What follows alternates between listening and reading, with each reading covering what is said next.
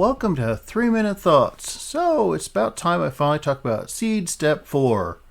I know this is a highly anticipated video, considering how well liked my other seed videos are, but I said there's 4 steps. I need to cover it. So, this 4th step has to do with outlining. And the gist of it is, and is still a work in progress, but you take your handy dandy character cards that you made before, or the identity cards, which you have 12 of them, and you shuffle them all together. And you make a 3-3-1 format, which I'll explain in a second, with Act 1 being 3, Act 2 being 3, Act 3 being 1. So you take your cards, shuffle, and you draw 2 of them.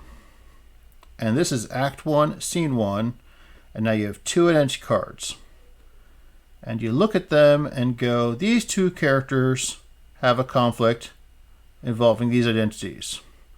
Which, if it happens to be both identities belonging to the same character, then it's an internal conflict between their 2 aspects. If it's other things, then it's other characters having a conflict. Then you do something. I usually use dice, and whichever roll is higher, that side wins that conflict.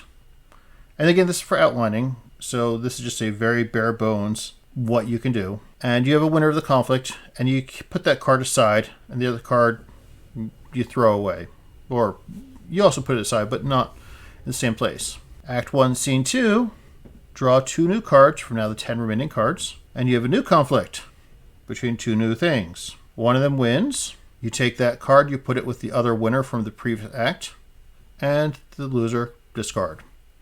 You then take the 2 winners, and that's Scene 3 of Act 1. And one of them wins, and you put that one aside, and the loser goes away. You do the same thing for Act 2 with the remaining cards, until some cards will of course not be used. But after you get through that whole process, you have from Act 1 a winner, and Act 2 a winner. And then those 2 then get shuffled. Well, you don't have to shuffle them. You then use them for determining the winner of Act 3. And that's the gist of the outline. And the whole idea is just to give you and how you decide what the conflicts are, that's a whole other discussion. But just to give you various plot points or plot notes to have. These are the various things that happen. This is the climax of Act 1. The various things happen, climax of Act 2.